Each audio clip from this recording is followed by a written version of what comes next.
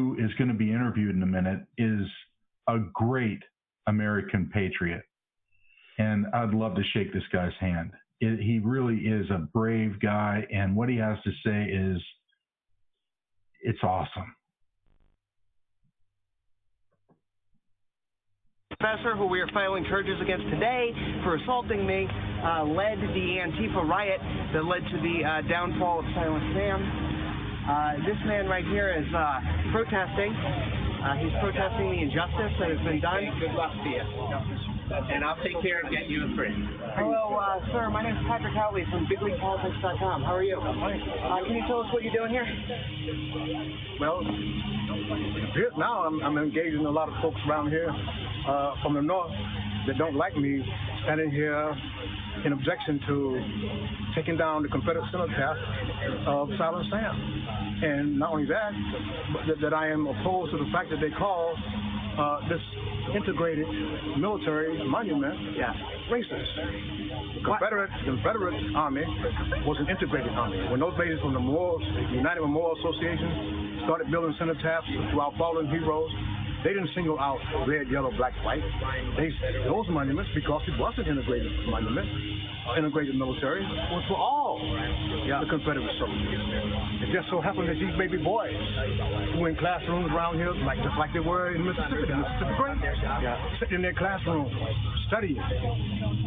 William Testament Sherman came here with Ulysses S. Grant and his boys with General Order Number 200 to take the theater of war to the innocent old men, women, and children, rape them, rob them, kill them, steal, murder, plunder, and there should never be an accounting for what we do. Right. These baby boys saw that happening, and they knew that the men were away. They got up in honor and joined in the Confederate Army to stop the carnage that was taking place in the South Land of America. Not only just the white folks, but the black folks too. If you think that the Union Army came here and said, let's put X's on the black folks' door, let's not do that to them. They raped our women. They stole our food. They plundered. They killed. All kinds of things that took place over here. When Black History Month comes around here, these babies around here don't know anything about Levi Carnine and Hope Collier and Horace King, the bridge builder. And when General Robert E. Lee needed a bridge to be built, he called on Horace King, the same man who built the Spire Staircase in the capital of Montgomery, a black Confederate soldier. He don't talk about Hope Collier, the same man, one of the most tenacious black soldiers there was. When Theodore Roosevelt came through after the war on a bear hunt.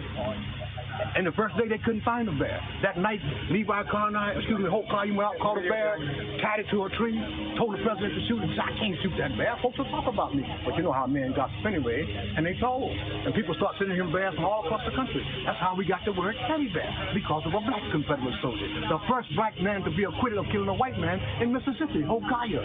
They don't talk about James Harris, a black man, a former slave, who got up out of his bed in Mississippi and gave to the state senator and gave the deciding vote to build a Confederate soldiers monument. They don't talk about these kinds of things. They just told it, Reverend Mike Lee, body servant to General Robert E. Lee. My friend, can I ask your name? My name is H.K. Anderson, sir. H.K. Anderson. Edgerton. Now, did you know that a current professor here at the University of North Carolina, Dwayne Dixon, led the rally that tore this thing down? What do you have to say to the University of North Carolina for employing Dwayne Dixon? They ought to fire. It was an illegal act. That's the thing about Southern folks. We believe in the Constitution of the United States of America, and we believe in the rule of law. You can't come down here and snatch down a monument. We got a monument protection bill here in the state of North Carolina. What these thugs did was illegal. How can I champion anybody who put their hands on that monument and drug it down? That was against the law. There's no process. One man said to me, well, it took too long. I don't care if it takes another 100 years. There is a process.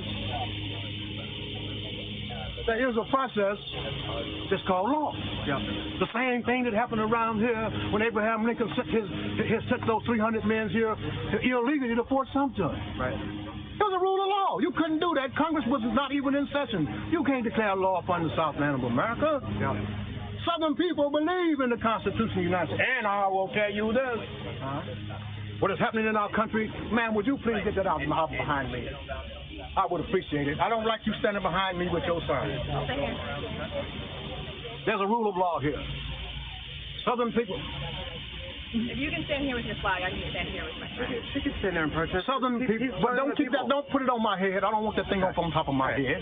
I feel uncomfortable with it on my head. She can stand there all she wants to. Just keep that thing off my head.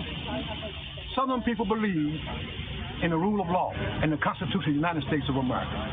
Things that are happening in our, when you eliminate the Confederacy and the history behind the Confederacy and this flag, you eliminate the people who stood behind the Constitution. Most who wrote it. Yep. And the kind of things that's happening in this country today with George Soros and all the folks that he brought coming here, the kinds of things that he's doing to our government and to our president and to our people, that's anti-Southern, anti-American. Southern people are probably the most patriotic people in the whole country. Look at the volunteer army. Who make up that volunteer army? Southern folks. World War II. The Yankees called on the Southern people. You bring your flag. We're gonna give you a uniform. The Dixie Defenders. Right out of Fort Jackson, South Carolina. Ain't nobody talk about that. The Korean War was a United Nations conflict. Now you're bringing bodies back from Korea, but you don't want to have a Confederate honor guard. Why? Those Confederate, those soldiers in the United States Army couldn't fly the Stars and Stripes. Guess what they flew? Stars and Bars. You better believe it. See? Yep. There are very bad things happening to Southern people. Very bad things. When it comes to the Southland of America, we just do anything we want to do. It don't make any difference. Y'all just take it. That's the bottom line, the way this thing has been run. Yep. Always bashing the Christian white folks in the Southland of America. Well, thank God for the Christian charity that the Southern white folks show to the African people. Still. Yep. Unbelievable. Thank you, HK. God bless you.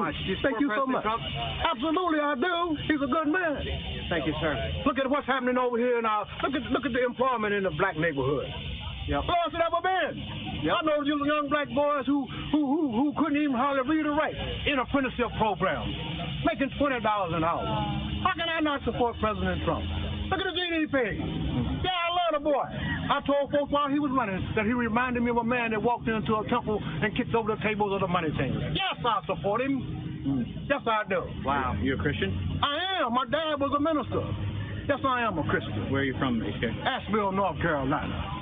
And all those ministers who run up into the church and talk down on the Southern white folks and talk down on this flag, why do you think they learned about Jesus Christ? Plantations all across the Southland of America built places so black folks come and learn about Jesus Christ. They would know a thing about Jesus Christ if it don't be for the Christian white folks in the Southland of America. What hypocrisy! Wow. HK, thank you so much. Thank you for stopping and taking the time to God talk bless to me. you. God bless you too. Wow, that is HK Edgar 10, a very, very good, brave man coming here and taking a stand for Silent Sam. And what a guy he is. There's some students